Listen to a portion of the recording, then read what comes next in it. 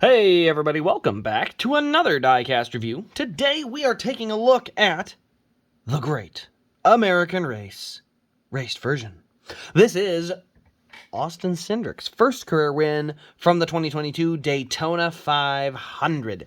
This is the first raced win elite we've seen this year in 1/24th scale. We got more coming, don't you worry, but this will be the first, so we're going to go through every little detail we can and kind of take it from there. So, as you can tell, I have already removed the car and base from the box because I took photos for the website, and you'll notice that this ugly box style is still here. Good news, we got word, I think, late last week, early this week. They will be going back to the old style boxes. That's right, everybody. Well done. We have bullied Lionel into doing something good for themselves. So don't feel bad about that when I say the word bullied. You got them to do what they should have done all along, which was listen to the consumer. Now, that being said, I will not fault them for trying new things. That's okay. I just wish this would have been something as simple as, hey, here's what we're looking at for a potential new box design, because I guarantee you the fans would have ripped this thing to shreds in terms of their opinion on it really quickly. And again, the whole idea, it's not that bad a box in terms of like how it actually looks, but the fans know what the fans want, and the fans want the ability to put one on top of the other. And so, yes, we will get the old school box back. We will be able to stack them again next year. So just unfortunately, one bad year box-wise, and then we'll be right back to the good stuff. So good news there on the diecast front. Let's go ahead, though, and get into this review. You'll notice the first thing, it does say race winner right here. I can actually slide this off. This is just a sleeve. So this year's race winning cars will literally just have a sleeve. So I'm not sure how I feel about that. So every next gen elite will literally come in this exact box.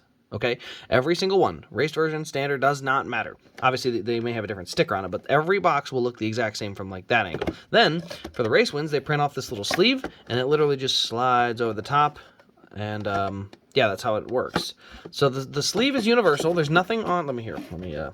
Let's start with the box. We'll go to the sleeve after that. So the Elite box, we've gone through this before, but 1/24 scale, and then you see that nice Elite logo. This pops open. We've done that review already, so this is nothing new. I just want to make sure I show it off in case this is your first time. Obviously, I got a Elite way back at Gateway when these first came out, and you guys really liked that video because I was early. But yeah, you can see here adult collectibles, just some different stuff on the bottom, and then the other side looks the same. So that is our box. So nothing changed there for now. Like I said, good news. It changes next year. Now, this sleeve just slides over the box. So you can see it says race winner. We got raced version, Cup Series, 2022 next gen. The good news is the Xfinity boxes are the same. They haven't changed those, and they also haven't changed the truck boxes. So it's just Cup boxes that'll have this little sleeve, and it is universal. This sleeve can go on an ARC, it can go on Elite. You'll notice that. There's nothing on here that says what type of car it is. So, one other quick note, be careful, there is a little tab. This tab is simply designed to keep the sleeve from sliding too far. So, I'm going to go ahead and put this on, and when you slide it on, there we go, this sleeve is actually going to catch, or try to catch, inside the box there. So you can see it wasn't actually able to get inside. It's actually going to go underneath. So, normally, what the goal of this is that little tab slides in right under the flap. I'm trying to see if I can line it up. Let's see here. I want to make sure you guys can see it. There we go. So now you can kind of see where it's supposed to line up at. Let's see if I line that up right. No, didn't quite get it. There you see it. Well, didn't quite line it up. But anyway, I'm not worried about it. I'm not going to mess with it too much. But anyway, it lines up in that flap. That keeps it from sliding too far. It'll just sit right in place. And then you can always just, like I said, slide it off. Now, the good news is, for photos, if you want to use like what I do, which is I like to have the box in the background. Well, the good news is I now have more box to use. So what I've done for a couple of photos so far is I actually just slide this over like this. And I've got kind of a full box to put behind it. It's got the Elite style on one side. I can actually slide this back to here, so I can have it kind of like this, or I can slide it all the way out to here. You know, just a couple of different options of what you can do now if you want to use your box as a backdrop for taking photographs. But yeah, like I said, just wanted to point that out because I did find that a little fascinating with the sleeve, and I wanted to point out that little tab there because I don't want anyone to rip their box trying to do something silly. Okay. Now, we're going to look at the inside parts and pieces. This is a more thorough breakdown than I know. Usually I rush through these. These are the cards that come with it. This is a Lionel Racing return form. You get a car missing a windshield, broken spoiler, you know, smashed and got run over by a mail truck, whatever. That's how you have the return form. Now, obviously, they'll take the return, but they have to claim it on USPS if it's crushed, whatever. But that's what it's for. So just wanted to point that out. We also have this. This is for the Lionel Garage. This has recently been updated with Lionel. So there's some new stuff in there. I have not actually set up my garage yet. Someday, I'm going to do a live stream for literally an entire day this winter. And I am going to put my entire collection, and I want to stress that, collection, on the Lionel Garage. Now, what does that mean? That means everything that's not like a new car selling, but like all the race ones I've seen in person and all the ones I plan to keep. Because like I said, I am downsizing, so I'm not going to put them all in there because I feel like that's kind of weird to put it on there and then it's gone for someone else eventually. But then again, maybe it's just for fun. So, but yes, Lionel racing card there. And then you have the Elite Certificate of Authenticity. Now here, you can fill it out if you want. I actually am going to fill this one out because I know who this is going to. This is going to A-Shock. So it's not an autograph because I don't do those, but I can do this, and it's even better. So let's see what DIN you got. DIN number is 54. So you get DIN number 54. I should use a much smaller marker. I probably just scared the heck out of somebody by picking up that big old marker. Like I was just going to just draw all over it. Let's see. Maybe I don't have a marker. Well, I was going to do it for it, but I don't have a good enough marker at the moment. Let's see. Does this one got a fine point? No. Okay, so we won't do that yet. I'll do it at some other point. But yeah, this is going to A-Shock, so just wanted to point that out. He's got DIN 54, not me. Okay, and that's the car there, so we'll slide that off to the side. Now, that takes care of the generic inserts. Now we're going to move on to the actual car itself and the inserts that come specifically with this car, not on every car. So with this car specifically, you just get two things. You get a race win card, Austin Cindric, Daytona 500 champion, February 20th, 2022. And, ooh, they already had next-gen cars at that time. Look at that. So, yeah, there's Austin with the trophy in the next-gen car. Go to this side here. Time of the race, 3 hours and 31 minutes. Started 5th on the day. 201 total laps for 502.5 miles. 7 cautions for 37 laps. He led 21 laps and won by .036, barely beating Bubba Wallace after, well, let's be frank, after fencing his teammate. So, yeah. Overall, it was a really crazy and exciting race. I think this is kind of a weird, I don't want to say a fluky win, because he raced well all day, but, we really haven't seen Cindric run up front at any other super speedway. It was just Daytona for some weird reason. Can't explain why. The other thing that does come with it is this here winner sticker. Black and white, nothing to see there. Crazy, but that's what's on there. And then I always put them all together in the card like this. So whenever you get a car from me, it's going to come with like this. And these cards are all going to be tucked in the bottom of the box, so you'll be able to, all of it will be tucked together. So if you're ever looking for the sticker, go through here and make sure it's there. But that's where that's at. Did I put the Elite card in here too? I'm missing the Elite card. I knew I was missing something. I'm going to slide that Elite card in. Boom. Now all the inserts are there. So that's all the inserts that come with it. Now, with my diecast specifically, because I collect every year's Daytona 500, I also get this event pin. Daytona 500 for 2022. This pin does not come with the car. This is something I always get separate. I try to carry some if I can. I could not get any Daytona 500 pins. So this one is something I don't have on the website. This one is mine. But you might be able to find some at Daytona. You might be able to call the track, something like that. You might be able to find some pins somewhere, but at least at the moment, the only place I know you can get them is probably at the actual gift store. I could be wrong. They may not even be there, but I don't know that there's any way to get them online. So that's something I get uniquely to me, but like I said, I do have other race pins from other races, including some from this year. That's Ross Chastain's Talladega pin. Let's see, what other ones we got? We got some other fun ones. That's Byron's Martinsville. That's Briscoe's Phoenix. So yeah, we got some pins there. But now, you've been very patient. You all waited very patiently for this. It is time to look at the actual diecast. All right. As we take a look here, the first thing that pops out to me on this beautiful car is the chrome rims. I was thinking they wouldn't be able to do the confetti on the rims, but look at this left rear. The confetti is on the rims, so it looks really good. The chrome rims on these Penske cars, not gonna lie, they look pretty good. And you can see the Goodyear Eagles, they got marks on the tires. You can see a little bit of confetti. Oh, there you go. You can see a little bit of confetti on there as well. Obviously, you can see the whole car is caked in confetti. So very heavy on one specific side of the car, which is a little interesting. You can see the number 2, we got Cup Series. There you can see the exhaust and the other pieces and parts on the rocker panel. Lots of blue, red, and white confetti. Red, white, and blue.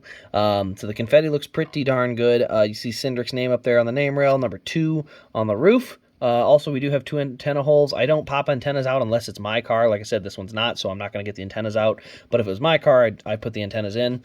But then on the rear window, you can see there's, well, no DIN. You can't see the Diecast identification number because it's so full of confetti. That is why they put it in the right side window. I'll show you that in a minute. Roof flaps do pop open like that. And you actually got a rear and front camera on there. Now onto the front, you can see it does have Cindric and Ford with the little opening for air. And then just a ton of confetti, especially on the left side. Lots of confetti on this one. On the hood, we have Discount Tire. You can see the hood vents. They're decals, but that's where they're at.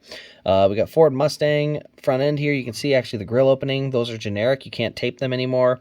And then you see a ton of confetti down along the splitter. So you can see the carbon fiber pattern along the splitter and just a ton of confetti just sitting down there. So it looks really good there.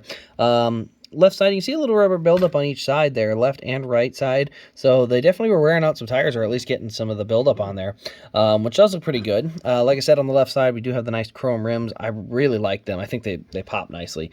Back here, you can see a little bit of the fuel spillage that kind of just smears, and then a little bit of rubber. Actually, I think it was a tire mark on that left rear there.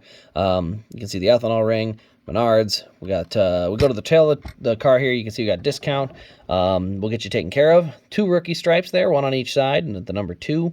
And then you can see our diffuser at the bottom, along with the Ford license plate there in the middle.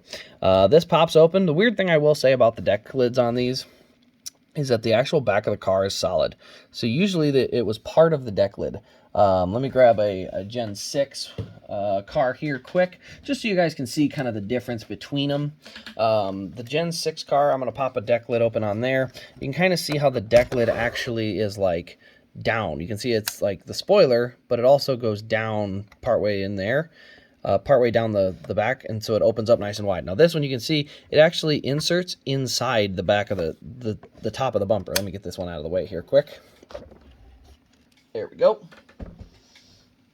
Okay, so yeah, like I said, this one actually inserts in the top right here. So you can see that black spot right there tucks in.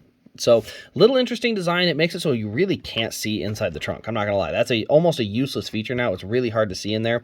Another thing I will say I actually kind of like is the really tall clear spoiler. They actually got this kind of right for the super speedways, that is. Now they need to shorten it for the other tracks because the actual spoiler height is about where this red line is. On most of these cars, they have a lot lower downforce. It's, yeah, like I said, spoiler height should be right about that red line, and that's where the spoiler height would be. That being said, the big, tall, clear one works at the restrictor plate tracks, or the plate tracks, whatever you want to call it, because they use the high downforce package there. But that's something that I know all the cars have, at least originally, but they said they were going to correct it at least partway through the season, so I'm hoping for the best. Now, on the right side, you can see some of the chrome rims here. You can see, oh, what do we got here? A flat tire. Look at that. Now, the problem is, you can see it doesn't really bounce or wobble not much. The problem is the tire is flat spotted, but it's not flat spotted all the way across. You kind of see how it's still rounded over there, so not really sure what the point of it was, because a flat tire, you need it flat spot all the way across or it doesn't look flat. So it should have looked like that. You can see how it looks kind of flat down there, but because it sits like this, it just sits off the ground. So yeah, that flat spot needed to be all the way across the tire or it doesn't look flat. So a little bit of an error there, a little mistake. You can kind of see what that mistake looks like on the tire. See how that little edge right here on the inside is not flat spotted. Everything else is flat spotted all the way across, but right here, it's like it just missed. And you can see, like I said, if you leaned it onto that side, that looks flat. But once you lay it down normally, it's actually just up off the ground. Doesn't look all that different. You can see the little rubber buildup here. You got Discount, nice big lettering down the side, Discount Tire, Menards, Freightliner, Auto Trader. There you can see the exhaust. And then another, I think those are a different vent out the side of the rocker panels there. I think it's like air ducts. It does have the right side window, a little bit of confetti here, but otherwise most of the confetti hit the left side of the car and a little bit on the back, but the right front side actually stayed pretty clean. You can see where the contact was with his teammate because you can see that there's no Goodyear lettering left on this wheel, and so you can see we got the chrome rim and no Goodyear lettering, so it's all rubbed off, and then a little bit of buildup on that front nose like we saw earlier. Like I said, the DIN number is actually down in here. You can see it right there, DIN number 54. It is down inside the right side window. I don't know if that's for all the cars or if that's just just for this one specifically. Now, this one is an Elite, so that means, like I said, I showed the deck lid in those, and the, why am I having trouble saying the word? And the roof flaps. But we haven't looked under the hood yet. So under the hood, you can see we do have blue valve covers here up there on the Ford motor. Let's see what else we got in there. It's kind of hard to see. Normally what you can do, because it's an Elite, it does have the full engine detail. It's just hard to see. So what you can normally do is take 4 screws out. This one, this one, this one, and this one. 1, 2, 3, 4. Take those 4 screws off. The plastic piece comes off the bottom. If you haven't, check out the other diecast review of the ARC versus Elite comparison, and that helps you see the bottom detail of the engine, because up top you do see the blue valve covers, you do see the vent covers. Let's take a look one more time. So you can see those details, but you can't see the rest. So you can see the blue valve covers, the air vents here, and then you can kind of see down to the exhaust pipes, but you can't see the rest because it's just too dark, because you can't see through it. But when you take that plastic cover off, you can actually see up through the engine. You can actually kind of see it from this angle right there, the full engine detail. So it is better than the ARC. It's just, unfortunately, it's hard to see the details because of the way the next gen was designed. It's actually not a Lionel issue. It's just how NASCAR designed these cars. So that one makes it a little tougher to see, but overall, obviously, as a big collector of Daytona 500 cars, I have to have one. There's no doubt about that, so I highly recommend it for any of you guys that like the Daytona 500 cars.